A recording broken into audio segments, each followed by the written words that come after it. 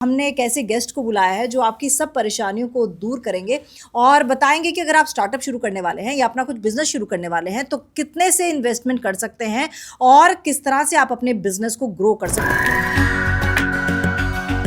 सबसे पहले तो आप मुझे ये बताइए कि आपकी जो फर्म है वो करती क्या है। हमने क्लाइंट फोकस जो है रिलेशनशिप बेस्ड वो अब शुरू किया है और 70-80% वेल्थ है, बट अनदर 20 से 25% जो हम लोग फोकस करते हैं वो ऐसे बिजनेस आइडियाज पे भी फोकस करते हैं, कैसे सेविंग्स को और बिजनेस आइडियाज को एक्सप्लोर किया जा सकता है करते हैं। क्या एडवाइस देंगे कि भाई आने वाले सालों में ये बिजनेस ग्रो कर सकता है, तुम इसमें थोड़ा रिस्क ले सकते हो। किसी सेक्टर या किसी एक आइडिया को एक्सप्लोर करना इतना इंपॉर्टेंट नहीं है जितना कि आप अपने आप में कितने कन्विंस है उसको लेके, वो इंपॉर्टेंट है। लोग बात करते हैं कि आप इस आइडिया में इन्वेस्ट करेंगे, ट्रू, वो डिफरेंस है।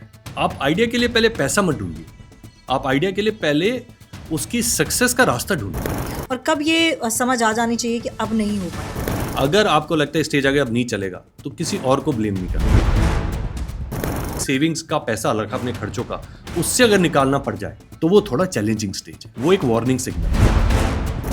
इतना कुछ अनऑर्गेनाइज्ड है इंडिया, हर चीज का एक पैरेलल बिजनेस है। इंफ्रास्ट्रक्चर से लेके हेल्थ से लेके जॉब से लेके प्लेसमेंट से लेके मैन्युफैक्चरिंग से लेके हर जगह आप किससे रिलेट करते हैं वो इंपॉर्टेंट है। हर ऑफिस की बिल्डिंग जहाँ पे 20-25 जने काम कर रहे हैं, आप देखेंगे चाय वाला पहले खोल। आपने एक चीज बोली कि हमने देखा यार उसके पास इतना कितना, हम पूछते हैं उससे कितना गल्ला है तेरा, इसका गल्ला बड़ा है इसलिए खोल लेना चाहिए। ये थॉट सॉरी थोड़ा गलत है, वो शॉर्ट टर्म है। तो आइडिया फूड को रिलेट के बहुत कुछ है।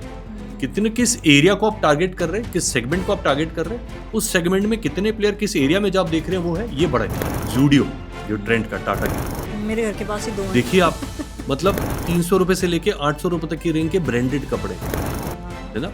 आप ठेले से खरीदते थे, वो आप कहते हैं मैं शोरूम से खरीदता। सही बात है। फास्टेस्ट ग्रोइंग बिजनेस आप करना चाहते हैं इसलिए कीजिए, दूसरा बन गया इसलिए मुझे बनना है नहीं।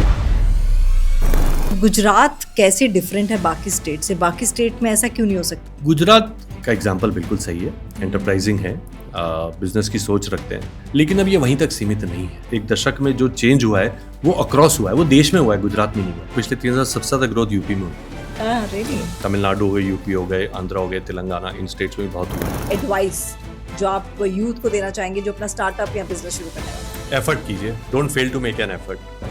Tamanna Talkies, where you can follow trend every weekend. So please share, follow and subscribe. आजकल अक्सर कई लोगों को आपने कहते सुना होगा कि यार नौकरी से बड़ा परेशान हूँ, अब दिल करता है कुछ स्टार्टअप शुरू कर लूँ। अरे देखा उसने अभी स्टार्टअप शुरू किया था और कितनी कमाई कर ली। लेकिन मिडिल क्लास के साथ ना एक और बड़ा झंझट है कि पैसे इन्वेस्ट करें, उसके लिए रिस्क, फिर सेल्फ डाउट कि अगर ये पैसा डूब गया तो क्या करेंगे, और पैसा जो इन्वेस्ट करना है वो भी हो सकता है कि आपको किसी से उधार मांगना पड़े या लोन लेना पड़े। मतलब इतनी सारी परेशानियां स्टार्टअप शुरू करने में, बिजनेस शुरू करने में। लेकिन हाँ, नौकरी में भी फिर उतनी ही परेशानियां, जिस तरह से ले ऑफ हो रहे हैं, जिस तरह से आपकी जॉब इनसिक्योरिटी बनी हुई है, कहीं ना कहीं तो लगता है कि एक सिक्योर्ड बिजनेस कर लें, कम से कम अपने मालिक खुद होंगे और किसी की सुननी नहीं पड़ेगी। तो आज इसीलिए हमने एक ऐसे गेस्ट को बुलाया है जो आपकी सब परेशानियों को दूर करेंगे और बताएंगे कि अगर आप स्टार्टअप शुरू करने वाले हैं या अपना कुछ बिजनेस शुरू करने वाले हैं तो कितने से इन्वेस्टमेंट कर सकते हैं और किस तरह से आप अपने बिजनेस को ग्रो कर सकते हैं, और इंडिया में खास तौर पर क्या कुछ स्कोप्स है आने वाले दिनों में। मेरे साथ हैं परेश तपाड़िया जी, आपका बहुत बहुत स्वागत है। Thank you Tamanna for calling us here. Sir पहले तो बहुत अच्छा लग रहा है मुझे भी, क्योंकि बड़े सारे क्वेरीज आ रही थी कि स्टार्टअप और बिजनेस को लेकर क्या कुछ इंफॉर्मेशन मिल सकती है। सबसे पहले तो आप मुझे ये बताइए कि आपकी जो फर्म है वो करती क्या है। देखिए, हमारी फर्म एक प्राइवेट वेल्थ फर्म है और ये वैसे तो 15-16 साल से इंडिया में है। 2009 में फॉर्म हुई थी, लेकिन इसमें हमने क्लाइंट फोकस जो है रिलेशनशिप बेस्ड वो अब शुरू किया है और 70-80% वेल्थ है, बट अनदर 20 से 25% जो हम लोग फोकस करते हैं वो ऐसे बिजनेस आइडियाज़ पे भी फोकस करते हैं, कैसे सेविंग्स को और बिजनेस आइडियाज़ को एक्सप्लोर किया जा सकता है करते हैं, उनमें क्या क्या आइडियाज़ फ्रूटफुल हैं, उनका कितना मार्केट साइज़ है, क्या है, इन चीज़ों को भी हम रेगुलर एक्सप्लोर करते हैं। ज़्यादातर क्वेरीज भी इसी तरफ आती हैं कि पैसा इसको कैसे ग्रो करें, क्योंकि हमने देखा बहुत सारे लोग रिटर्न को चेस करते हैं और अच्छे अच्छे बिजनेस है, उनको लगता है 1-2 साल में एकदम बड़ा हो जाए तो अच्छा है, आसपास देखते हैं। और टिपिकल जैसा आपने कहा, मिडिल क्लास में ये भी रहता है कि अपने आसपास देखते कि कौन क्या कर रहा है। हाँ। इसने इतना कर लिया, उन सबको वो दिखता है, उनको वो नहीं दिखता कि कईयों ने 4-5 साल के स्ट्रगल तक अभी भी स्टैब्लिश नहीं हो पा रहे या कर रहे हैं। तो हमारी फर्म लोगों को ये एडवाइस करती है कि कैसे आप अपनी सेविंग्स को सही ढंग से इन्वेस्ट कर सकते हैं, प्लस अपने आइडियाज़ को आप कैसे एक्सप्लोर कर सकते हैं। और आप वेल्थ फंड्स के डायरेक्टर हैं, तो जाहिर तौर पर आपने जितना मार्केट को एक्सप्लोर किया होगा वो आपसे बेटर कोई बता नहीं सकता है। तो सर मेरा सवाल ये है कि अगर मिडिल क्लास को कोई बिजनेस शुरू करना हो भारत में रहकर, तो क्या एडवाइस देंगे कि भाई आने वाले सालों में ये बिजनेस ग्रो कर सकता है, तुम इसमें थोड़ा रिस्क ले सकते हो? देखिए, आइडियाज़ तो बहुत सारे आइडियाज़ आपके आसपास होते हैं। आज भी आप जितने भी बिजनेस एक्सप्लोर देखेंगे, आइडियाज़ आपके नज़दीक, आपके एरिया में ही होते हैं। जहाँ पे ऐसा बताना कि आप ए बिजनेस कर लीजिए, इस सेक्टर में कर लीजिए, अभी ये ग्रोथ होने वाली है, हर 7-8-10 सालों में कोई ना कोई सेक्टर में अपसाइड डाउन होके ग्रो करता है। कोई भी आइडिया रहता है, किसी भी आइडिया को आपको एटलीस्ट 3 साल देने चाहिए। लेकिन उससे पहले बहुत इंपॉर्टेंट है कि आप पहले 1 साल अपने उस आइडिया पे खुद पे बहुत काम करें। मल्टीपल आइडियाज़ होते हैं, शॉर्टलिस्ट करना कि कौन से को शॉर्टलिस्ट करूँ, किसके साथ करूँ, क्या करूँ, ये एक बड़ा असमंजस है। जॉब रहते रहते करूँ नहीं करूँ, तो इन असमंजसों के बीच में किसी सेक्टर या किसी एक आइडिया को एक्सप्लोर करना इतना इंपॉर्टेंट नहीं है जितना कि आप अपने आप में कितने कन्विंस है उसको लेके, वो इंपॉर्टेंट है। आपने आसपास देखी क्या प्रॉब्लम देखी, क्विक मनी से ज़्यादा है एक प्रॉब्लम एरिया को आपको लगता है कितना स्केलेबिलिटी की जा सकती है, उसको कितना बड़ा किया जा सकता है, कितना उसका एरिया, कितने लोगों को इम्पैक्ट होगा, और ये बहुत इंपॉर्टेंट है उसको नर्चर करने के लिए। कुछ एग्जाम्पल देके समझा सकते हैं?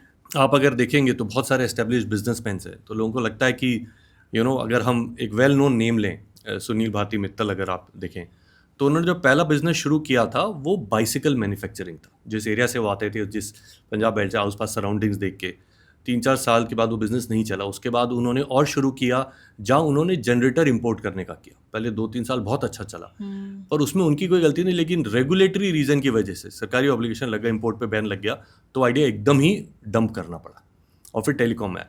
तो अगर मैं ये बताऊँ, इन एग्जाम्पल्स में उन्होंने बाइसिकल मैन्युफैक्चरिंग, जनरेटर इंपोर्ट, और आज वो टेलीकॉम में कहेंगे, एयरटेल। तो ऐसा कुछ नहीं कि ये आइडिया चलेगा, वाह क्या है, या आपके कंट्रोल के बियॉन्ड भी कुछ ऐसी चीज़ें होती हैं जो उस बिजनेस में बहुत सारे हिंड्रेंसेस ला सकती हैं। हाँ। राइट। तो अपने आप में करते रहना इन्वेस्ट, ये बहुत ज़रूरी है। अपने उस बिलीफ में करना, और ज़रूरी नहीं हो क्योंकि मेरा आइडिया बिलीव करना है तो लगे रहो। आपके अपने चेक्स होने चाहिए कि इसके बियॉन्ड क्या मुझे और फर्दर करना चाहिए, क्या। ये एक बहुत ही डिलेमा और असमंजस की स्थिति आ जाती है कि मैं इसमें और करूँ, मुझे लग नहीं रहा, मुझे डायरेक्शन दिख नहीं रहा। वहाँ पे आपका अपना सेंस बहुत इंपॉर्टेंट है। बहुत बढ़िया बात कही आपने, और सबसे अच्छी बात आपने ये कही कि ये वाला असमंजस सबसे बड़ा है कि भैया मैं जॉब रहते हुए करूं या जॉब छोड़ के करूं, क्योंकि एक मुश्त सैलरी जो आती है आपको महीने में, वो लालच जो है ना वो आपको जॉब के साथ जोड़े रखता है वो। लेकिन जॉब का अपने ड्रॉबैक्स हैं अपने, लेकिन जिस तरह से सर ले ऑफ हो रहे हैं, आपको क्या लगता है कि सोच लेना चाहिए कि आप अपना बिजनेस करें? देखिए, हर जना इस सोच के चलता है मैं अपना करूं। कितने उस सोच को मटेरियलाइज करते हैं या उस पर इन्वेस्ट करते हैं, उस पर डिपेंड करता है। उस सोच पे कितना काम करते हैं। कोई सोचते जॉब छोड़ के लगूं, 4-5 साल लगा रहा हूँ, हो जाएगा। वो सब कहते हैं 4-5 साल लगे रहो, हो जाएगा, आएगा। हर आइडियाज ऐसे बनते हैं। लेकिन मेरा ये मानना है कि एक तो होता है आप जॉब के साथ साथ कुछ टाइम लगाएं अपने आइडिया पे। 1-2-3 आइडिया रहें जिन पे आप अपना टाइम ज़रूर लगाएं, उसकी रिसर्च करें, देखें, आसपास पूछें, कुछ आइडिया के जो प्रोबेबल कस्टमर्स हैं उनसे जाके बात करें कि आप इस आइडिया में बाय करेंगे। लोग बात करते हैं कि आप इस आइडिया में इन्वेस्ट करेंगे। ट्रू, वो डिफरेंस है। आप आइडिया के लिए पहले पैसा मत ढूंढिए, आप आइडिया के लिए पहले उसकी सक्सेस का रास्ता ढूंढिए, उसकी सफलता के क्या क्या पाथ होंगे, और सफलता के बीच में कई सारे हर्डल आएंगे। किसी भी रास्ते में स्पीड ब्रेकर, हर्डल, गड्ढे आते ही हैं, वो आएंगे। आप उनके लिए कितना तैयार हो, कितना पेशेंस है आप में। आज की यंग एज में जिस ढंग से है ना, आपने जो जॉब लेऑफ्स की बात की, लेऑफ्स में किसी बिजनेस आइडिया के हिसाब से अगर डाला जाए तो यस होता है, कुछ बिजनेसेस चलते भी हैं, लेऑफ्स भी होते हैं, आते हैं। लेकिन आप कितने जितने टाइम आपने जॉब की है उसको, उस पैसे को आपने कितना सेव किया है। मैं यंग देखता हूँ आज जनरेशन में लोग पैसा, थोड़ी बहुत सैलरी आती है, पहले खर्चते हैं। राइट। आप अगर लोन लेते हैं मकान के लिए। आप बाहर के देशों में अगर देखें, इंडिया तो बहुत अच्छा है, मैं मानता हूँ। बाहर के देशों में देखें तो वीकली वेज चलता है, डेली वेज चलता है। आप, आज हम पॉडकास्ट कर रहे हैं, आप अगर ऑस्ट्रेलिया में जाएं तो वहाँ देखेंगे तो ज़्यादातर टीवी चैनल पे जो चैनल चलते हैं वहाँ डिस्कशन ये होते हैं कि सैलरी फ्राइडे देनी चाहिए या मंडे। फ्राइडे देंगे तो ये वीकेंड पे उड़ा देंगे, मंडे देंगे तो 5 दिन तक चलेगी, फिर कम खर्चा करेंगे। अच्छा। ज़्यादातर डिबेट 80% डिबेट इसी चीज़ पे है। अगर आप फ्राइडे शाम तक उसके अकाउंट में पैसे, सैलरी नहीं आई उस हफ्ते की या डेली की, तो लीगली आपको केस भी कर सकता है। अच्छा। इंडिया में एक चीज़ है कि जिस ढंग से सैलरी पे आउट होते चलता है, टाइम रहता है, लोगों की सोच है खर्चों पे रहना। पहले बहुत सारे ऐप ऐसे हैं जो आपको सैलरी एडवांस में देते हैं, वही बिजनेस से लोगों के खर्चे इतने बढ़ जाते हैं। अगर आपको जॉब करनी है तो आपको पता होना चाहिए कि 30 से 35% से ऊपर मुझे लोन नहीं लेना चाहिए। जितनी मेरी टेक होम आ रही है, मेरी जो ईएमआई जा रही है वो 30-35% से टेक होम से ऊपर नहीं जानी चाहिए। सबसे इंपॉर्टेंट, वो भी हायर एंड है, बट इसके बियॉन्ड नहीं करना चाहिए आपको। ठीक है। वो एक पुराना अपना हमारे बड़े बुजुर्ग कह के गए ना कि जितनी चादर उतने ही पैर पसारो, उस चादर में भी आपको थोड़ा बहुत रुकना चाहिए। ले ऑफ से डर के कि मैं अपना बिजनेस ही कर लेता हूँ, जो आपने बोला कि मेरे को किसी और के लिए सुननी पड़ेगी, रोज की टेंशन है, ये वो, मुझे लगता है कि थोड़ा टाइम उस जॉब को भी देना बहुत ज़रूरी है। आजकल दिस स्पैन जो वक्त हमारे पास है देने को किसी जॉब को, तो लगता है यार 1-2 दिन अगर किसी ने कुछ बोल दिया तो क्या कर रहा हूँ मैं, छोड़ो, वो भी तो अलग कर रहा है। वो पेशेंस नहीं है। अगर वो आप में पेशेंस नहीं है ना, तो आप अपनी किसी आइडिया में भी नहीं दिखा पाएंगे। जरूरी उस जॉब में घिसे रहो, आपको अच्छा पसंद। मैं ये नहीं कह रहा आप दब के रहें, घिस के रहें, करते रहें, कोई नहीं, पैसा तो आ रहा है, क्या फ़र्क पड़ता है, थोड़ा और सुन लो। मैं ये नहीं कह रहा। मैं ये कह रहा हूँ कि आप समझें कि क्या गलत कैसे हुआ, बिकॉज सीखना बहुत ज़रूरी है। वही सीख आप अगर आगे बिजनेस करेंगे अपना, तो आपके लोगों के साथ काम आएगी, जिनके साथ आप मिलके करेंगे, जिनको आप याद करेंगे, और खुद में भी काम आएगी। वो कहते हैं ना कि कॉलेज स्कूल के बाद जब आप जॉब करते हैं, तो वो कहते हैं ना बीच में 2 महीने की समर इंटर्नशिप होती है या ऑन जॉब ट्रेनिंग होती है। वो इसीलिए होती है कि एनवायरनमेंट, अपने आप को उस कल्चर में एडजस्ट करना, डिफरेंट माइंडसेट लोगों के साथ, जब वहाँ जाते हैं तो कॉम्पिटिटिव मिलते हैं, तो ये बहुत इंपॉर्टेंट है। खुद का लिटिल पेशेंस रखना और उसमें पास करना उन टाइम्स को, बिकॉज कभी भी आज पूरे दिन में धूप भी होती है, बारिश भी होती है और रात भी होती है। आप उन सबको पास थ्रू करते हैं। Right? वही चीज़ आपके काम में, आपके डेली थॉट्स में भी होनी चाहिए। अच्छा, पैसों की आपने बात की कि पेशेंस भी कम है, फिर डिबेट्स होते हैं जो बाहर की कंट्रीज़ में। पैसा ज़्यादा इंपॉर्टेंट है कि पैशन? पैसे के लिए बिजनेस शुरू करूं, क्योंकि यहाँ पैशन के लिए, मेरा ये पैशन था, मैंने भी नौकरी छोड़ी, अब ऑब्वियसली पैसा भी मैटर करता है। तो क्या सोच के किया जाना चाहिए बिजनेस?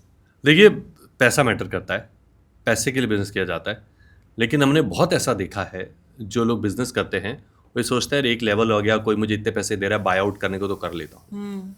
अगर ऐसा ही होता तो हमारे देश में टाटा और बिरलाज 2 के बिजनेस हाउसेस माने जाते, तो उसके बाद आज इतने बड़े बड़े बिजनेस हाउसेस आए। एक लेवल के बियॉन्ड अगर इनको बेच देते तो कुछ नहीं बचता। आज इतने बड़े बड़े बिजनेस एम्पायर्स क्रिएट हुए हैं, क्योंकि वो लोग 5-6 साल या एक पर्टिकुलर अमाउंट लेके निकल जाना उस कॉन्सेप्ट पे नहीं है। वो उसको 15-20 साल जनरेशनल बिजनेस बनाना चाहते हैं, पीढ़ी दर पीढ़ी बिजनेस बनाना चाहते हैं। उस थॉट से अगर बिजनेस करेंगे तो बेटर है, पैसा अपने आप आएगा। आज बिजनेस ग्रो करेगा तो पैसा आएगा ही आएगा। उसको सेल आउट करना एक एस्पेक्ट है, और दूसरा उस बिजनेस को जनरेशनल लेवल, सदियों, अपनी पीढ़ी दर पीढ़ी तक उसको बड़ा करना, वो ज़रूरी है। तो उस एस्पेक्ट से अगर मैं देखा जाऊँ तो आपके साल में यही है कि अगर आप में पैशन और राइट आइडिया है तो अच्छा बुरा वक्त चलता रहेगा, आप उसमें ज़रूर पास ऑन करें, आगे चलते रहें, उसको नेविगेट करें, उस जर्नी को पूरा करें, उस रास्ते पर पूरा चलें। कब तक का समय, जैसा आपने कहा 3 साल का समय, 2 साल का समय? किसी भी बिजनेस आइडिया के लिए, आपके लिए सबसे पहले तो आप 3 साल का जो समय जो मैंने आपको बोला, उसमें ना स्टेजेस हैं, 3 की स्टेजेस है। पहले साल या शुरू करने से पहले अपने आइडिया में कितना इन्वेस्ट किया आपने, एक्सप्लोर किया, किससे मिले, क्या रहा, कितने, कौन लोग इन आइडिया पे ऑलरेडी काम करते हैं, इस आइडिया के नेक्स्ट 2 स्टेज क्या है, इसकी पहले की 2 स्टेज क्या है, उसमें कितनों ने क्या कर रखा है, कहाँ से सोर्सिंग होगी, कैसे रहेगा, चाहे वो ट्रेडिंग हो, चाहे टेक हो, चाहे प्लेटफॉर्म हो, चाहे चैनल हो, चाहे वो मैन्युफैक्चरिंग हो, इम्पोर्ट हो या एक्सपोर्ट हो, कोई भी बिजनेस हो, उसके हमेशा 2 पहलू पहले और 2 पहलू आगे के होते हैं। आप इन सब पहलू के थ्रू आप ये सोचिए कि 3 साल में पहले 1 साल उसमें इन्वेस्ट करना ज़रूरी है, उसको एक्सप्लोर करते रहना, उसके प्रोज और कॉन्स जानना, फेलियर्स को कैसे हैंडल करोगे, आप क्या सोच सकते हो कि यहाँ मैं अटक सकता हूँ, उनके सॉल्यूशंस ढूंढना करना। अगले साल आप उसको एग्जीक्यूट कीजिए और पूरे एफर्ट से एग्जीक्यूट कीजिए। कोई बात नहीं, आपने सोचा 3 महीने में ये स्टेज आ जाएगी, हो सकता है 4-5 महीने लग जाए, 6 महीने लग जाए, उसको एग्जीक्यूट कीजिए। तीसरे साल आप उसको नेक्स्ट लेवल पे ले जाने की कोशिश कीजिए, एफर्ट जरूर कीजिए। मैं तो एक चीज़ बहुत अच्छे से बोलता हूँ, effort to fail is more important than failing to make an effort. मेहनत करना कि वो मेहनत रंग ना लाए, वो चलेगा, लेकिन रंग नहीं आएगा इसलिए मेहनत ही नहीं करना, वो नहीं चलेगा। और कब ये समझ आ जानी चाहिए कि अब नहीं हो पाएगा? हाँ, ये एक बड़ा इंपॉर्टेंट है कि कब ये समझ आ जाए कि अब नहीं हो पाएगा। मेरा मानना है कि 2-3 साल देने चाहिए, अपने खुद के एक माइलस्टोन रखने चाहिए उसमें, कि एक ये लेवल आ गया, इसके बाद मैं और क्या क्या कर सकता हूँ, या इस कठिनाई से गुजरा, इस कठिनाई से गुजरा हूँ। दूसरा, आपने अगर इनिशियली कुछ पैसा रख रखा है, चाहे वो 10,000 हो, 1 लाख हो, 5 लाख हो, 10 लाख हो, जो पैसा रख रखा है आपने, सबसे पहले तो 3 साल अपने एक्सपेंसेस को अलग रख दीजिए।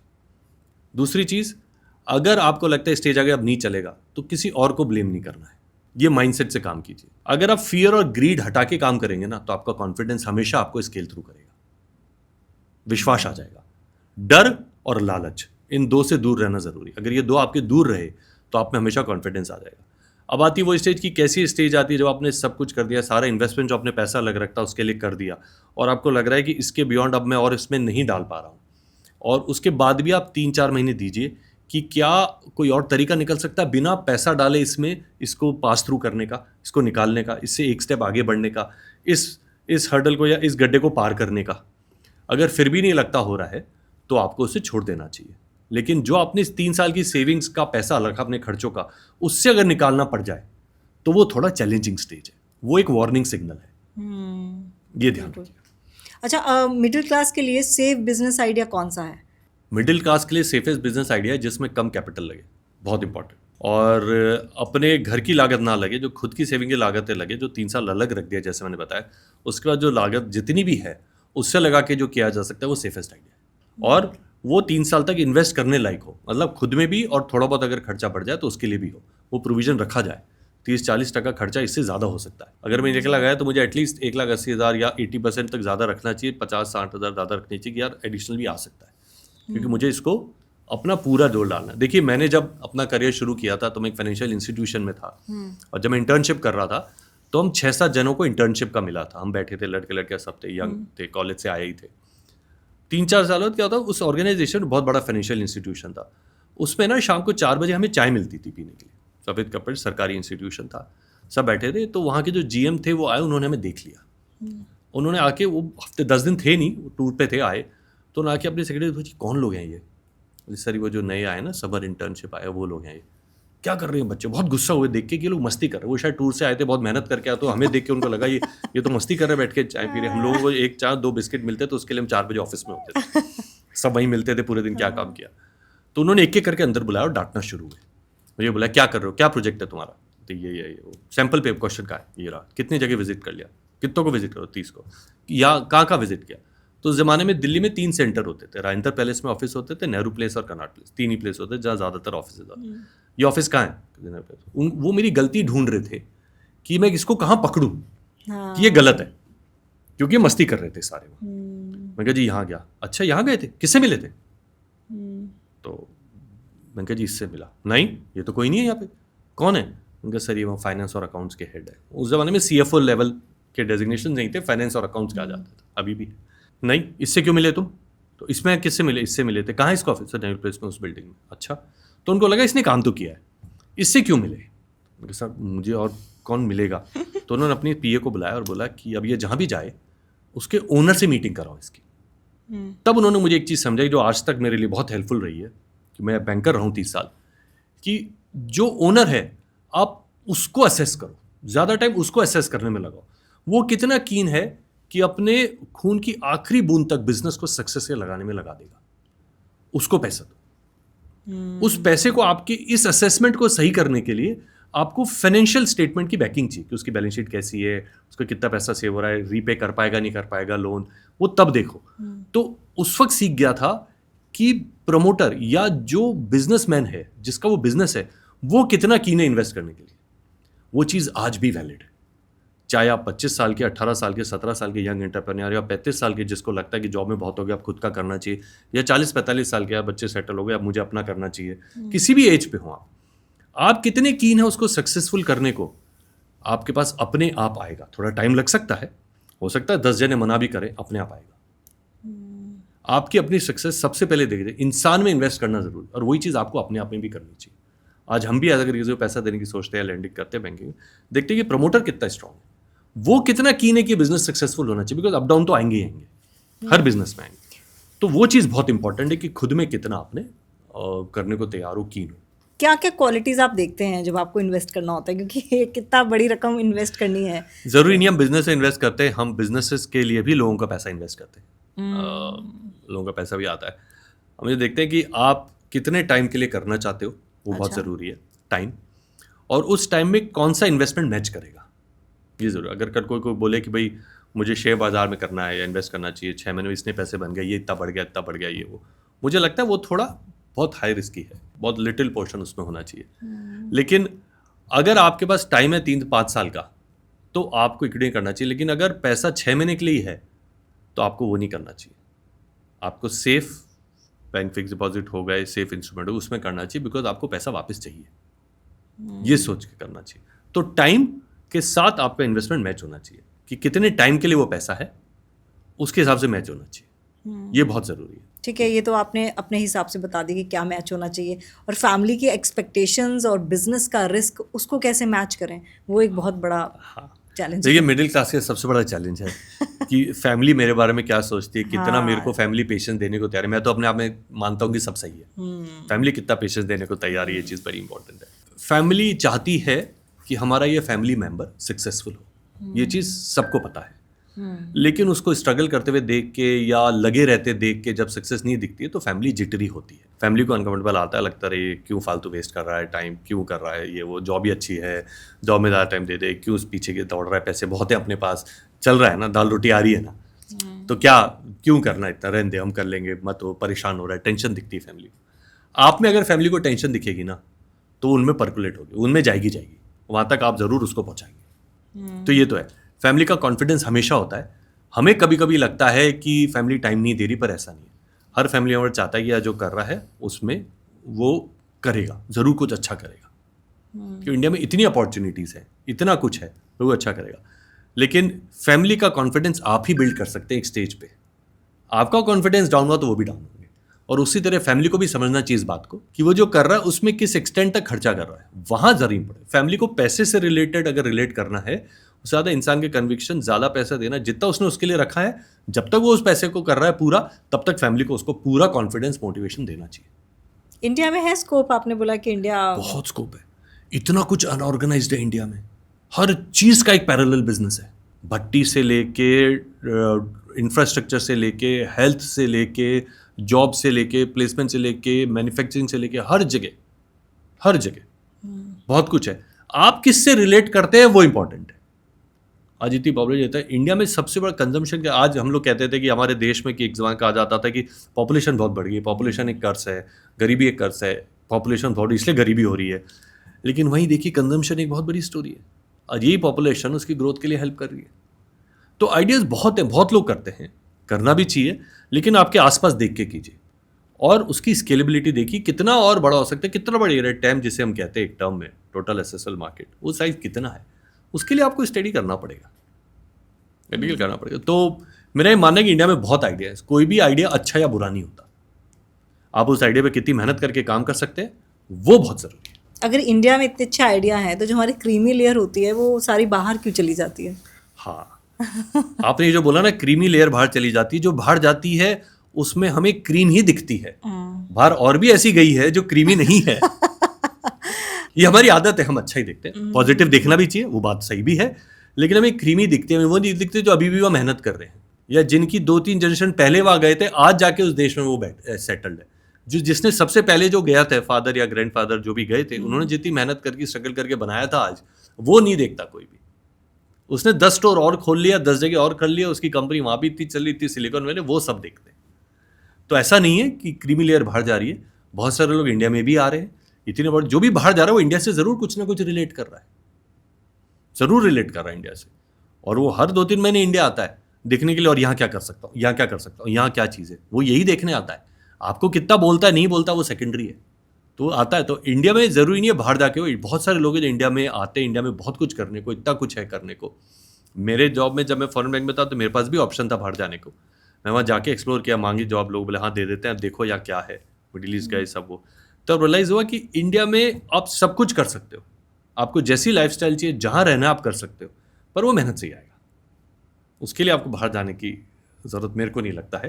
पर हाँ, जाना चाहिए, ग्लोबल एक्सपोजर बहुत ज़रूरी है, आपको पता होना चाहिए दुनिया में क्या हो रहा है, पढ़ के या विजिट करके, दोनों चीज़ें हैं। आजकल बहुत ऑप्शन है, लोग बाहर पढ़ के आते हैं, समझते हैं क्या हो रहा है, को लगता है कि उसी डायरेक्शन में इंडिया भी मूव करेगा, 10-20 साल आगे क्या होगा वो बाहर से लोग देखते हैं कि शायद 10-20 साल देश इस लेवल तक जाएगा, या ये चीज़ इस देश में भी होगी। जैसे मिडिल क्लास की ही ज़्यादा बात करूंगी मैं, मिडिल क्लास इन्वेस्टर्स तक कैसे पहुंचे? मिडिल क्लास इन्वेस्टर तक कैसे पहुंचे? मैं तो पहुंच गई। नहीं, मिडिल क्लास ही बड़ी बनी है, ये फैक्ट है, वरना टाटा बिरला ही देश में रहते। लेकिन टाटा बिरला और भी होंगे, या उन्हीं को हम, हमारी आने वाली जनरेशन भी अडानी, अंबानी, टाटा बिरला, यही तो और आए, आपने जो नाम लिए उसके अलावा और भी बहुत आ रहे हैं, बहुत है। ये एक जमाने में मिडिल क्लास ही थे, तो आप ये कि मिडिल क्लास तक इन्वेस्टर कैसे? भाई इन्वेस्टर तो मिडिल क्लास तक ही गया है, हाँ इन्वेस्टमेंट तो छोटे वाले को ही मिला है, एस्टेब्लिश को तो लोन मिलता है, हाँ जो बड़े उनको तो लोन मिलता है। आपने इन्वेस्टमेंट बोला ना, इन्वेस्टमेंट तो मिडिल क्लास को ही मिलता है।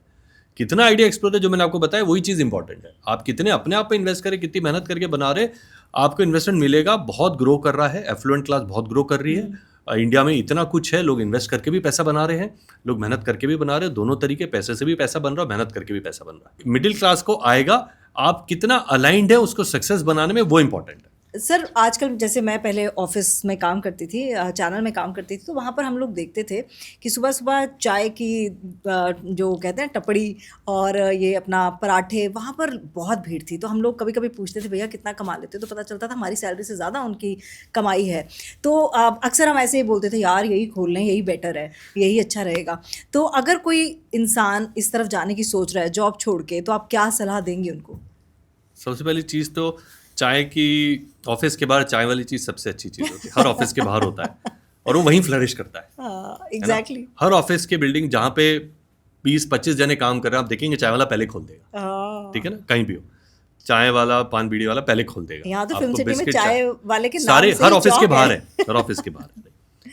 आपने एक चीज बोली कि हमने देखा यार उसके पास इतना, कितना, हम पूछते हैं उससे कितना गल्ला है तेरा, तो इतने का, अरे यार यही अच्छा, यही खोल लेते हैं, इसका गल्ला बड़ा है इसलिए खोल लेना चाहिए। ये थॉट सॉरी थोड़ा गलत है, वो शॉर्ट टर्म रह जाएगा। लेकिन हाँ, दूसरी चीज बोली कि फूड और इस स्पेस में क्या किया जा सकता, बिल्कुल किया जा सकता। बहुत क्लाउड किचन बने हैं, लोग ऑर्डर कर रहे हैं, इतने प्लेटफॉर्म है जिस पे आप अपने आप को कर रहे हैं और बहुत लोग कर रहे हैं, राइट। घर का अचार, इतने आइडियाज है, घर का खाना, घर का अचार, घर का टिफिन आते थे, आजकल लोग देखते हैं घर का कौन सप्लाई कर रहा है, बहुत कुछ है। और ये किसी भी एज में किया जा सकता। 60, 70, 80 साल के लोग भी इस चीज़ में लगे हुए हैं, जिनके बच्चे बाहर है, इंडियन यार, उनको यहाँ लग रहा है हमें देश में, हमारे आसपास सर्कल है ये, तो किसी भी एज पे ये आइडिया चल सकता है। 15, 16 की एज से लेके 70, 80 की एज तक ये आइडिया चल रहे हैं और बहुत कर रहे हैं, अपने लेवल के बियॉन्ड कर रहे हैं। जैसे सोचा तो है, तो आइडिया फूड को रिलेट के बहुत कुछ है। कितने, किस एरिया को आप टारगेट कर रहे हैं, किस सेगमेंट को आप टारगेट कर रहे हैं, उस सेगमेंट में कितने प्लेयर किस एरिया में जो आप देख रहे हैं वो है, ये बड़ा इंपॉर्टेंट है। और ऐसा नहीं है कि सक्सेस होगी कि नहीं होगी, स्केलेबिलिटी होगी नहीं होगी, वो इंपॉर्टेंट है। आपका सामान अगर ठीक है, अच्छी क्वालिटी, आपने स्टैंडर्ड मेंटेन किए हुए, हाइजीन मेंटेन किया हुआ है, क्लीनलीनेस से दे रहे हैं, तो जरूर स्केलेबिलिटी, जरूर उसका मार्केट है। स्केलेबिलिटी कितनी है, प्रोडक्ट आप करते करते आपको समझ में आएगा इसमें ये इनोवेशन कर ले, वो इनोवेशन कर ले तो बढ़ेगा। ये एक बहुत अच्छा सेक्टर है। अगर आप बात करें फूड की, पॉपुलेशन बढ़ रही है, खाना रोज खाते हैं, हेल्थ से रिलेटेड भी है और फूड से रिलेटेड भी है। लोग चीट डेज भी करते हैं, हेल्थ वाले जो हेल्थ की रिजीम फॉलो करते हैं, डाइट फॉलो करते हैं, उन्हें चीट डेज एक की जगह 2-2 चीट डेज हो जाते हैं। खाना देख के लालच आता है, इंसान पेट ना देख के, पेट भरने के लिए नहीं, जुबान के लिए खाता है, सही में टेस्ट के लिए खाता है। तो बहुत कुछ है, ये डेफिनेटली अच्छा सेक्टर है, आप इसमें कर सकते हैं एक्सप्लोर। किस स्केल तक ले जा सकते हैं वो आपकी अपनी अंडरस्टैंडिंग, उसके बारे में कितनी सोच है, कहाँ देख रहे हैं आप, कैसे उसको परसीव करते हैं, कहाँ कहाँ जा सकते हैं, किन शहरों में जा सकते हैं। बहुत अच्छे अच्छे एग्जाम्पल है, बहुत अच्छे अच्छे। और इसी तरह का कोई और सेक्टर, कपड़ों का बिजनेस? हाँ देखिए, आप इंडिया में बहुत बड़ा एग्जाम्पल है। आप देखेंगे तो एक बहुत बड़े एंटरप्राइज ने इस एग्जाम्पल को आइडेंटिफाई किया, पर एक एंटरप्राइज ने उनके लोगों ने आइडेंटिफाई किया, जो उनके जॉब का आइडेंटिफाई, उनको लगा यार ये बहुत बड़ा मार्केट है। आप किसी भी लोकेलिटी में रहते हैं, चाहे दिल्ली हो, किसी भी शहर में हो, वहाँ कभी थर्सडे मार्केट लगता है, कभी फ्राइडे मार्केट लगता है, कभी वेडनेसडे, कभी संडे मार्केट लगता है। ये मार्केट पहले सब्जी मंडी की तरह लगते थे, अब ये कपड़ों के और अदर यूटिलिटीज के होने लग गए, वहीं पे फूड वाले भी आ जाते हैं। ये मार्केट इतना बड़ा है इस देश में, इतना बड़ा है, 80% of this market is unorganised. Zudio जो ट्रेंड का, टाटा की कंपनी, मेरे घर के पास ही 2 हैं। देखिए आप, मतलब 300 रुपए से लेके 800 रुपए तक की रेंज के ब्रांडेड कपड़े, है ना। आप ठेले से खरीदते थे, अब आप कहते हैं मैं शोरूम से खरीद रहा हूँ। सही बात है। The fastest growing business we have seen. Market बहुत है, अनऑर्गेनाइज्ड अक्रॉस है। मैं ये नहीं कह रहा वो बिजनेस कीजिए, कपड़ों के मार्केट का बहुत बड़ा मार्केट है, चाहे वो ट्रेडिंग से रिलेटेड हो, चाहे स्पेसिफिक टाइप के कपड़े बनाने का मार्केट हो, वो अपने साइकिल से जाता है। हम बात करेंगे टेक्सटाइल में क्या आ गया, क्या हो गया, साइकिल हमेशा रहेंगे, आप वो साइकिल सस्टेन करनी चाहिए, अप डाउन वाला हमेशा रहेगा। तो मेरा मानना है कि कपड़े का मार्केट, फूड का मार्केट, बहुत कुछ है। आप उसमें कौन से पार्ट को एक्सप्लोर करके बड़ा करना चाहते हैं और किस एरिया में करना चाहते हैं, वो आपका अपना आइडिया से जाएगा, और बहुत कुछ है इसमें। क्या इन सब बिजनेस पे ये जो टैरिफ्स लग रहे हैं, जो ट्रम्प जी ने लगाए हैं, क्या असर पड़ने वाला आने वाले दिनों में स्टार्टअप्स के लिए? देखिए, कोई भी ट्रिगर अगर आता है मार्केट में, कोई न्यूज़ आती है बड़ी या छोटी, चाहे ट्रम्प की हो या किसी की भी हो, हम कंट्रोवर्सी में नहीं जाएंगे वहाँ, लेकिन कोई भी मार्केट में ऐसी न्यूज़ आती है जो एक जिटर पैदा करती है, ये मान के चलिए कि आज के समय में पिछले 4-5 सालों हम देख रहे हैं, आप कोई भी इवेंट देखेंगे एग्जाम्पल में, चाहे वो यूक्रेन रशिया वॉर हो, तब लॉजिस्टिक्स पे फ़र्क पड़ा, माल का आना जाना आवागमन, बिल्कुल। कंटेनर कॉस्ट पे फ़र्क पड़ा। फरवरी में हुआ था, कंटेनर कॉस्ट सडनली मार्च में चढ़ा और मई जून आते आते वापस उस लेवल पे आ गया। 90 से 120 दिन के बाद वो एग्रीगेट आउट हो जाता है, वो लेवल आउट हो जाता है। इकोनॉमीज प्ले करती है। कोई भी चीज़ लंबी 6 महीने 1 साल तक आपको पेन नहीं देगी। अच्छा। इसका कोई ना कोई सोल्यूशन निकलता है, कोई ट्रिगर आता है, इम्पैक्ट करेगा मार्केट पे, बिल्कुल इम्पैक्ट आएगा। हमने देखा इम्पैक्ट आएगा, रहेगा भी। गवर्नमेंट को कैसे, गवर्नमेंट भी कह रही है, हम बात कर रहे हैं उनसे, समझ रहे हैं किस में टैरिफ बढ़ा है, टेक्सटाइल में बढ़ा है, और भी ऑटोमोबाइल, ऑटो पार्ट्स में हुआ है, जैसे कई सेक्टर में हुआ है। उसका क्या इम्पैक्ट आएगा, गवर्नमेंट किसको कहाँ देती है, सपोर्ट देती है इसको कंट्रोल करने को, बाहर किस देशों में क्या रेट पे बन रहा है, उनकी क्या कॉस्ट आ रही है, क्या है, वो सब एनालाइज करके किया जाएगा। इनिशियल इम्पैक्ट तो ज़रूर आएगा, अच्छा बुरा, किसी के लिए अच्छा है, किसी का बुरा आएगा, बिल्कुल आएगा इम्पैक्ट। लेकिन 2-3 महीने, मेरा मानना है 90 से 100 दिनों के अंदर अंदर ये न्यूट्रलाइज होगा या इसका सोल्यूशन निकल जाएगा।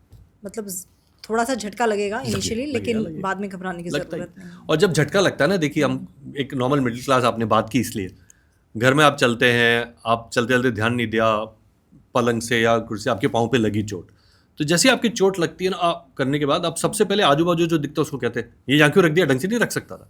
आप पहले दूसरे को ब्लेम करते हैं, है ना। फिर ऐसा होता है यार मैं ही देख के चल लेता, बाद में पर बोलते नहीं है ये बात। हाँ, सही तो बात है। मैं उसको इससे रिलेट नहीं कर रहा इकोनॉमिक से, लेकिन हाँ, एक बार जब तो आता है तो पेन होगा।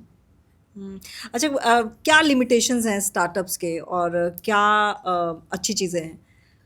देखिए, स्टार्टअप वर्ड यूज़ करना और बिजनेस आइडिया यूज़ करना बड़े डिफरेंट है। आपका बिजनेस आइडिया उसको आप स्टार्टअप करके करें या क्या है, ऐसे कई चल रहे हैं, तो आप एक न्यू आइडिया स्टार्टअप नहीं कर सकते, ये नहीं कह सकते बिल्कुल ही नया रॉ आइडिया, बहुत ही ग्रेट है।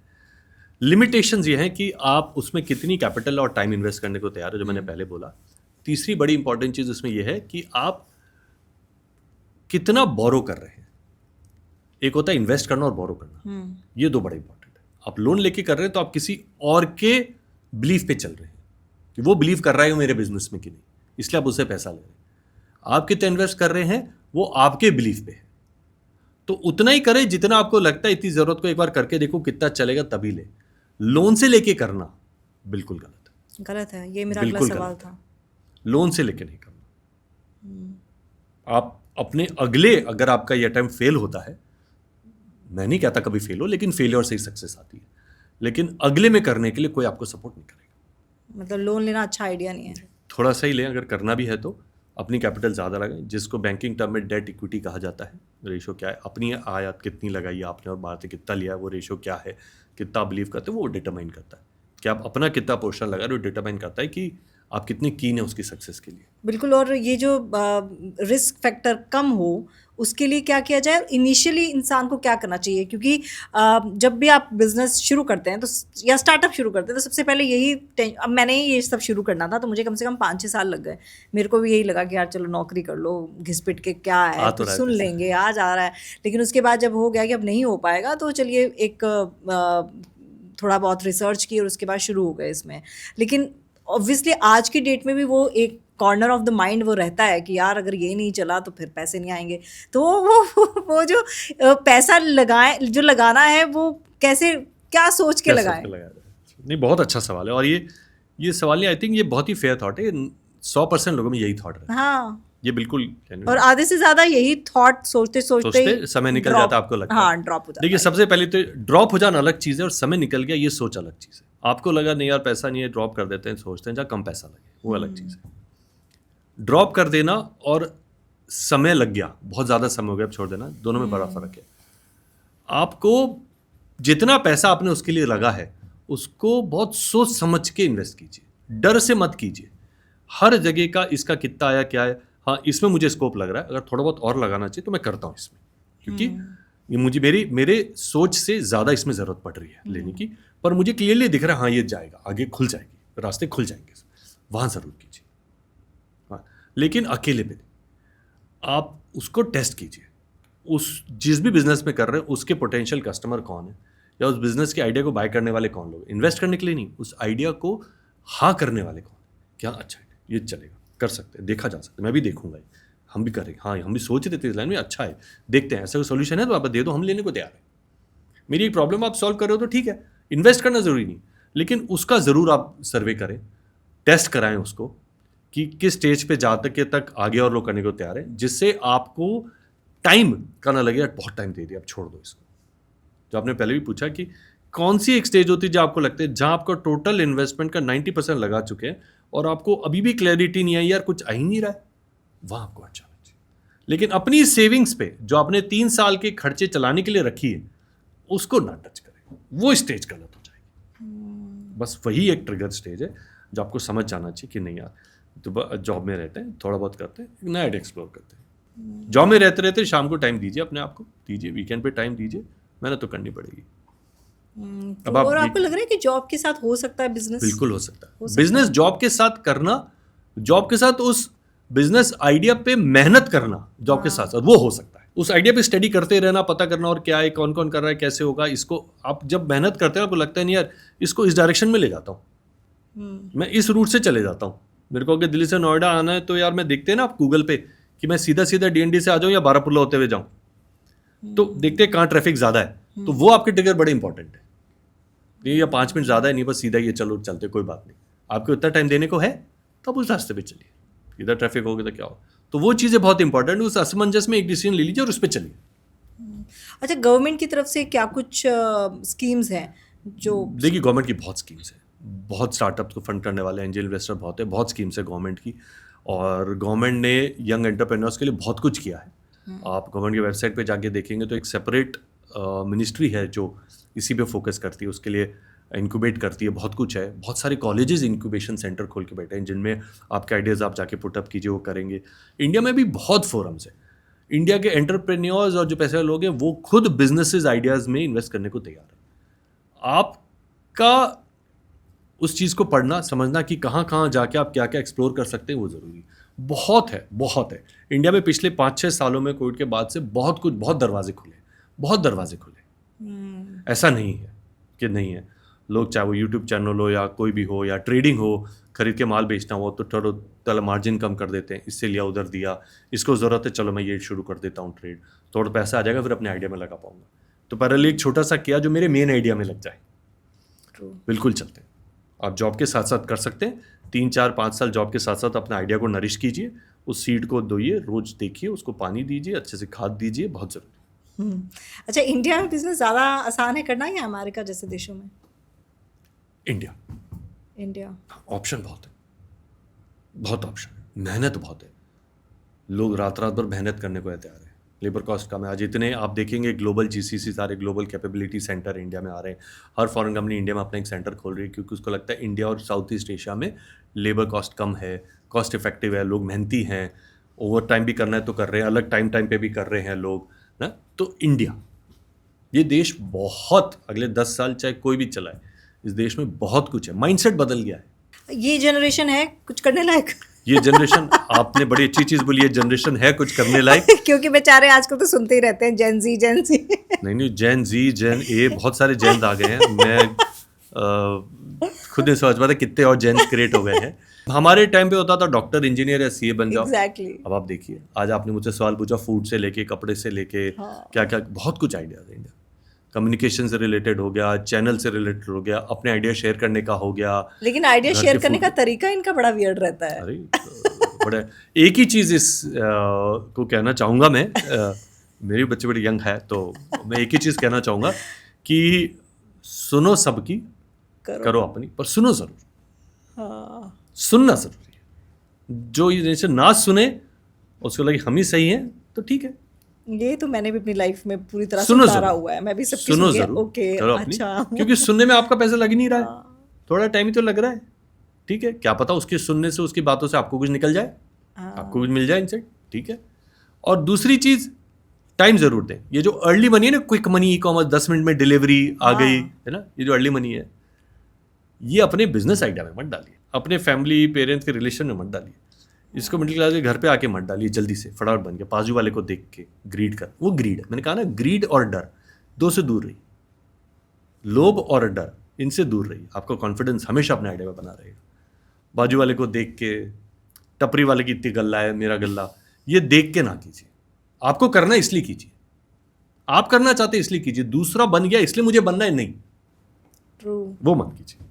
और वही है कि जो एक ब्रांड बन जाता ना, फिर आप जितने मर्जी उसके डुप्लीकेट्स खोल लीजिए, वो कभी नहीं चल पाते। मैगी नूडल्स के नाम से मैगी को जाना जाता है, कितने सारे आगे हमेशा कुछ भी आप खरीदेंगे आप मैगी ही मुंह से निकलता है। और मेरे को तो सबसे बड़ा एग्जांपल, अच्छा आइडियाज़ मेरे भी दिमाग में नहीं आते, मतलब अपने काम को लेकर आइडियाज़ आ जाते हैं, लेकिन ऐसे आइडियाज़ नहीं आते। मैं चायोस देखती हूँ तो मुझे लगता है कि यार मतलब ये आइडिया कभी आया क्यों नहीं कि अगर कॉफ़ी कैफ़े में बिक सकती है तो चायोस चाय किसी आउटलेट पे क्यों नहीं बिक सकती, जबकि चाय पीने वाले ज़्यादा हैं कॉफ़ी से, अगर इंडिया की बात करूँ तो ये आइडियाज़ आते कैसे, मतलब इसके लिए कुछ खास प्रैक्टिस करनी पड़ती है? अपने आसपास आके खुली रखिए, बात सुनिए, हाँ। देखिए और सुनिए। बोलते रहेंगे तो आप ना देख पाएंगे ना सुन पाएंगे, आप अपनी बात ही कन्विंस करते रह जाएंगे। देखिए और सुनिए और समझिए क्या चीज़ है। इसलिए कहते हैं always be a good listener, that's a great investment you do. सुनेंगे तो अपने आप में इन्वेस्ट कर रहे हैं। और जो आपने जेन जी ए जो भी बोला है उनके लिए बहुत ज़रूरी है कि सुनिए सब कुछ। और आई थिंक उनके लिए वो जनरेशन बहुत अहेड है हमारे टाइम से, क्योंकि फ्लो ऑफ इन्फॉर्मेशन बहुत अवेलेबल है।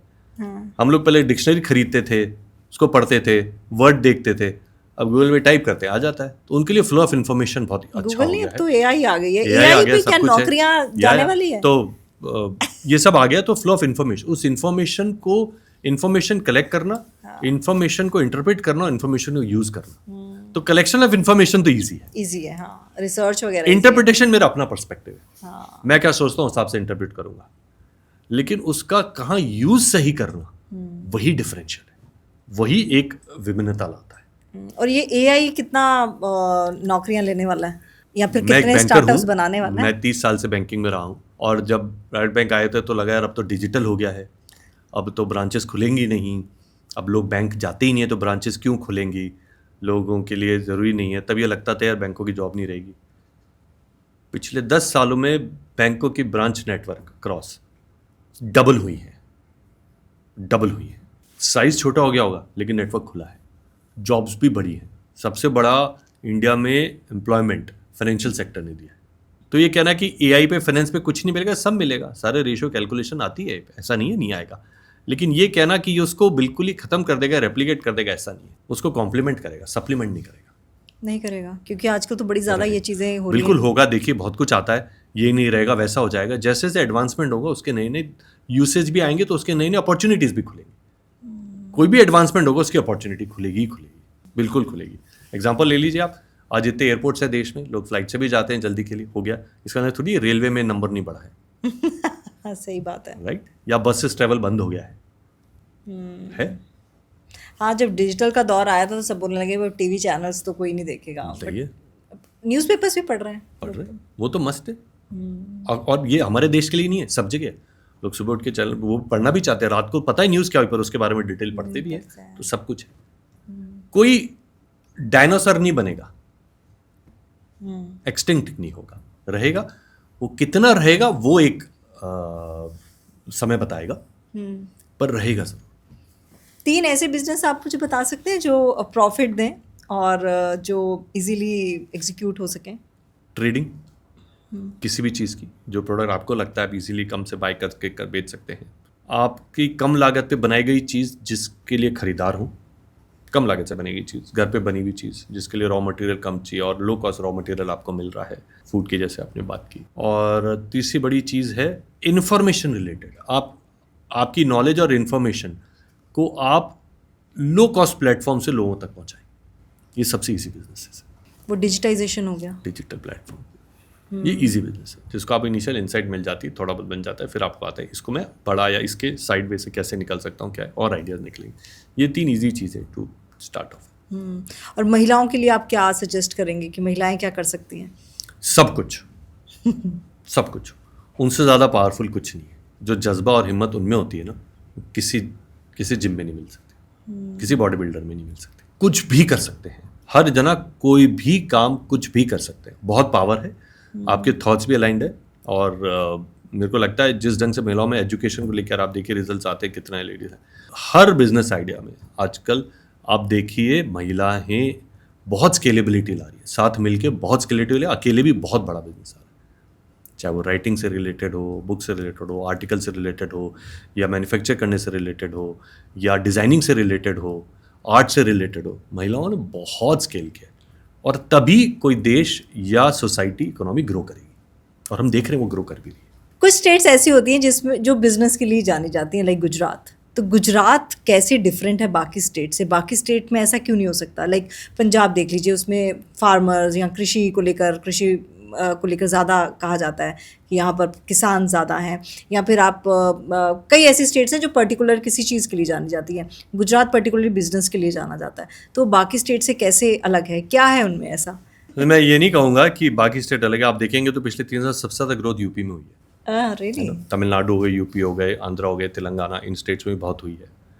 और गुजरात का एग्जाम्पल बिल्कुल सही है, एंटरप्राइजिंग है, बिजनेस की सोच रखते हैं, बिजनेस आइडियाज़ में रखते हैं, लेकिन अब ये वहीं तक सीमित नहीं है।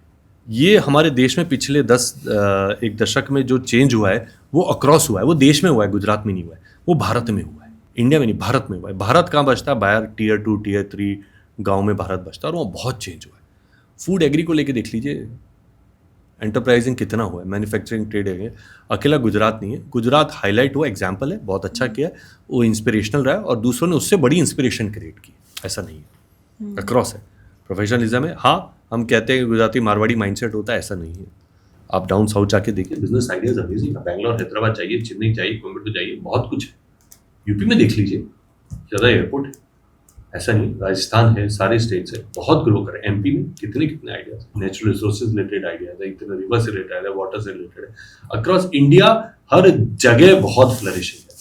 हाँ, कुछ स्टेट्स कभी हाईलाइट होते हैं क्योंकि 1-2 साल उनकी सक्सेस बहुत अच्छी दिखती है, तो आप उनसे इंस्पिरेशन लीजिए, पर मत कीजिए कि ये इंस्पिरेशन लेके आप कुछ नहीं कर सकते, ऐसा नहीं। तो हर स्टेट में ग्रोथ हुई। आप अगर इकोनॉमिक डेटा देखेंगे तो तमिलनाडु हो गया, आंध्रा हो गया, यूपी हो गया, इनमें बहुत ग्रोथ हुई है, माइंडसेट ही बदल गया है। पिछले कुछ सालों में कुछ ऐसे स्टार्टअप्स हैं जिन्होंने अमेजिंग ग्रोथ की है? बहुत कुछ है, हम फिनटेक से ज़्यादा रिलेट करते हैं, इसलिए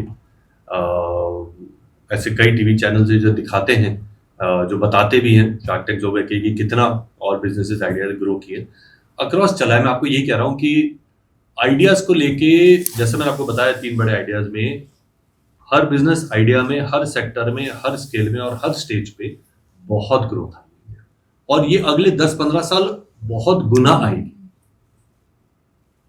माइंडसेट शिफ्ट बहुत जरूरी है, बहुत जरूरी है, और माइंडसेट शिफ्ट ये देश ले चुका है। अब ये प्रोग्रेसिव स्टेज पे है और हर जगह प्रोग्रेस कर रहा है। किसी भी आइडिया को मेहनत करके निकाल के लाने में समय लगता है, और वो फिर बहुत बड़ा होता है। कोई भी 1-2 साल में क्विकली बड़ा हो जाए ऐसा नहीं। सो 10 मिनट्स में आइडिया बड़ा हो जाए, डर कैसे निकालें बिजनेस शुरू करने से पहले? ये एक ऐसी चीज है जो आपके सिर्फ खुद पे विश्वास से ही निकल सकता है। हाँ, दूसरी चीज जो मिडिल क्लास की बहुत जरूरी है कि आपके आसपास जो लोग हैं, जो आपकी फैमिली है, उसको भी आप में कॉन्फिडेंस बिल्ड करने के लिए हेल्प करनी चाहिए। ये बहुत जरूरी है। फेलियर हो जाएगा, यही डर है, इसलिए मैंने कहा आप एफर्ट कीजिए। एफर्ट फेल हो गए तो डरना नहीं चाहिए, लेकिन एफर्ट करने में फेल हो गए तो फिर कोई मतलब नहीं। एफर्ट करने में फेल होना ही डर है, एफर्ट करके फेल होना डर नहीं है। ठीक है, एफर्ट क्या, फेल हो, डर, आप में डर नहीं था तभी तो आपने एफर्ट किया। बिल्कुल। जिसमें डर था उसने एफर्ट ही नहीं किया, वो पहले ही फेल हो गया। और अगर खुदा ना खास्ता किसी का बिजनेस नहीं चल पाता है तो वो उस डिप्रेशन से कैसे टैकल करें? हाँ, अगर किसी का बिजनेस नहीं चल पाता है तो डिप्रेशन की जरूरत नहीं, बिकॉज वो फेलियर ने उसको बताया ये क्यों नहीं चला। तो अगर मैं सोचेगा क्यों नहीं चला, और हर चीज लेगा मेरी गलती से नहीं चला, ऐसा नहीं, मैं यहाँ गलत हुआ इसलिए नहीं चला, यही तो लर्निंग है। हर सब्जेक्ट में तो आपके 100 नहीं आते, इसमें रह जाते, कुछ आपके अच्छे होते कुछ बुरे होते हैं जब आप पढ़ाई भी करते। तो आइडिया बिजनेस अगर नहीं चला तो ये तो बहुत अच्छी बात है, इसका मतलब कुछ चलने वाला है आपके लिए। ये सोचना कि बिजनेस नहीं चला, उसमें डिप्रेस होने की जरूरत नहीं। आपको अपने आप को पैट करना चाहिए कि बहुत अच्छा हुआ ये बिजनेस नहीं चला, मैं सीख गया क्या क्या नहीं चला। बिना अटेम्प्ट करे तो पता ही नहीं चलता क्या चलेगा क्या नहीं चलेगा। जरूरी है कि अगर कोई फेल हो जाता है तो वो जिम्मेदार है किसी गलती का? किस्मत मैटर करती है? किस्मत मैटर करती है, मैं मानता हूँ, लेकिन किस्मत सिर्फ 10% मैटर करती है, आपकी मेहनत 90% लाती है, और मेहनत ही किस्मत को बदलती है। बैठे बैठे किस्मत नहीं बदलती। जो बैठे वो बैठे, जिन्होंने आइडिया में काम किया वही बड़े हुए। 10% सक्सेस होता है, 90% नहीं होते, क्योंकि मेहनत पूरी करनी है। और फेलियर के बाद डरना नहीं, दोबारा ट्राई करेंगे उसी चीज को, नहीं दूसरे आइडिया को, उससे रिलेटेड आइडिया को तैयार कीजिए। तो आपको पता चला ये यहाँ गलत हुए थे, अगली बार आप वो गलतियां ना करेंगे। सिंपल है। कोई ऐसा एग्जाम्पल दर्शकों के लिए है जो उनको हिम्मत दे कि अगर आपके पास ज्यादा पैसा भी नहीं है तब भी आप बिजनेस कीजिए और वो सफल होगा? आइडियाज आप अगर देखेंगे तो जैसे मैंने पहले सुनील भारती मित्तल का बताया, आप ब्लिंकिट वाले देख लीजिए, उन्होंने क्या, उनका बिजनेस कंप्लीट फेलियर हुआ था। तो जरूरी नहीं है कि एक फेलियर होगा तभी सक्सेस होगी। फेलियर हुआ है तो आपकी लर्निंग हुई है। लर्निंग जरूरी है किसी बिजनेस में। ये लर्निंग आपको बिजनेस को स्केल अप करने में काम है, ये मान के चलिए। अगर फेलियर नहीं हुआ है तो आपको कोई और लर्न कराएगा, फिर किसी ना किसी तरीके से चीट करके या कुछ। अगर फेलियर हुआ है तो आप खुद लर्न करेंगे। तरीका है खुद लर्न करें या दूसरे से देख के सीखें, ये दोनों तरीके। दूसरे को सीख के ग्रीड नहीं करनी। ऐसे कई एग्जाम्पल हैं जहां हम बहुत कुछ स्पोर्ट्स से भी रिलेट करते हैं। सचिन तेंदुलकर हो या कोई भी हो, धोनी को देखिए, किस स्टेज पे जाके उसको एंट्री मिली थी, कितनी बार रिजेक्शन होके एंट्री मिली थी, और वो डिटरमाइन थी करने की। और हर बार तो कोई शतक नहीं लगाता है किसी भी स्पोर्ट में। कई सारे लोग हैं जो बैडमिंटन में इतनी सक्सेस देखी है, कुछ प्रैक्टिस करते हैं, एक लेवल तक जाते हैं, फिर नहीं उसकी माप पहुंच पाते वहां तक। लेकिन किसी भी आइडिया में फेलियर से डरना जरूरी नहीं है। और मैं तो यही कहूंगा कि अगर फेलियर हुआ है या कुछ लगा ये गलती हो गई या रह गई, तो आपका कॉन्फिडेंस बढ़ेगा ही बढ़ेगा। पर अगर आपको गलती पता नहीं चली तो आपको कॉन्फिडेंस नहीं आएगा, और कॉन्फिडेंस ही आपको लेके जाए। ऐसा संभव है कि आप थोड़े से पैसे लगाएं और आप अपने बिजनेस स्टार्टअप से करोड़पति बन जाएं? हाँ, 10,000 से करोड़पति बनने वाले एक एग्जाम्पल है, ऐसा नहीं है। आइडिया कैपिटल से रिलेटेड है या बिजनेस से रिलेटेड है, बिजनेस कितनी कैपिटल यूज कर रहा है, या आप छोटे अमाउंट से आइडिया को नर्चर करेंगे तो जरूर सक्सेस होती है। आपने एग्जाम्पल लिए और आपको पैसा, जो पैसा आपने अलग रखा है ना अपने लिए 3 साल के सेविंग्स के बाद और इन्वेस्टमेंट के लिए जो पैसा बचा है वो सफिशिएंट है। उसका एनालिसिस करके रखना किस किस स्टेज पे क्या जा सकता है, वो सफिशिएंट है, वो काफी रहेगा आपको सेव अप करने के लिए। अगर आपकी थोड़ी बहुत स्किल से बड़ी तो आपको अपना पैसा मिलेगा ही मिलेगा। कई फोरम्स हैं जो आपको देंगे, आप अपने आप को प्रेजेंट करेंगे। अपने आइडिया बारे में जब प्रेजेंट करने जाते हैं तो वही सवाल होते हैं जो आपको इंसाइट देते हैं कि हाँ ये मैंने सोचा ही नहीं था, ये भी करना चाहिए, मुझे इसके बारे में पता होना चाहिए। वही लर्निंग्स आपको आगे पैसा देंगी ही देंगी। चलिए, मेरा पसंदीदा राउंड है रैपिड फायर, तो जल्दी जल्दी क्वेश्चन आंसर्स। प्रॉफिट या पैशन, पहले क्या चुना था? पैशन। पैशन। पहला क्लाइंट या पहला इन्वेस्टर, किस पे ज्यादा भरोसा करें? पहला क्लाइंट। पिच डेक में झूठ या सच का एक्स्ट्रा टच? मैं तो इस क्वेश्चन को पिच डेक पे ज्यादा मत कीजिए। पिच डेक को लेके पैसा रेज करना कोई ज्यादा सेंसिबल नहीं है, पर पिच डेक में क्लैरिटी ज्यादा दीजिए, सच ज्यादा लिखिए, झूठ नहीं, क्योंकि सच में इन्वेस्टमेंट जरूर आएगा। स्टार्टअप का सबसे बड़ा झूठ जो लोगों को लगता है, मिथ स्टार्टअप का मिथ ये है कि अरे इसके पास तो बहुत सपोर्ट आ गया, इसके पास तो बहुत पैसा आ गया, इसने तो वहां से कर लिया, उसने दे दिया। ये बहुत बड़ा मिथ है। ऑफिस सेटअप या वर्क फ्रॉम क्योस? स्टार्टअप में अगर बहुत छोटे इसके लिए 1-2 जने ही आप, तो मेरे को लगता है कि एक कोवर्किंग स्पेस से करना ज्यादा अच्छा है। मोस्ट ओवरहाइप्ड स्टार्टअप मंत्र? क्विक मनी मेकिंग है ये तो। स्टार्टअप लगाता हूँ, कोई ना कोई इन्वेस्टर मिल जाएगा, पैसा एकदम बन जाएगा। और अंडररेटेड? स्टार्टअप्स बहुत फेलियर्स होते हैं। अच्छा, आज की वैल्यू ज्यादा टाइम, टीम या टेक? टाइम, टेक और फिर टीम। एक चीज जो इन्वेस्टर सुनना चाहता है, चाहे वो झूठी हो? कि मैं अपने खून की आखिरी बूंद इस बिजनेस में लगाऊंगा। बर्न रेट से ज्यादा डर किस चीज का लगता है? मुझे पैसा और मिलेगा कि नहीं मिलेगा। बड़ा मजा आया आपसे बात करके। जाते जाते एक लास्ट एडवाइस जो आप यूथ को देना चाहेंगे जो अपना स्टार्टअप या बिजनेस शुरू करने वाले हैं? एफर्ट कीजिए, don't fail to make an effort, that is very important. तो चलिए, बहुत अच्छा लगा आप यहाँ पर आए और आपने इतनी अच्छी इन्फॉर्मेशन दी। और आप भी कोई भी क्वेरी हो आप कमेंट सेक्शन में लिख सकते हैं, और कोई टॉपिक जो आपको पसंद है उस पर भी हम बात करेंगे, वो जरूर कमेंट सेक्शन में बताइएगा कि किस टॉपिक पर आप बात करना चाहते हैं। Thank you so very much. Thank you Tamanna ji, मजा आ गया आपके साथ यहाँ के। Thank you so much. Thank you.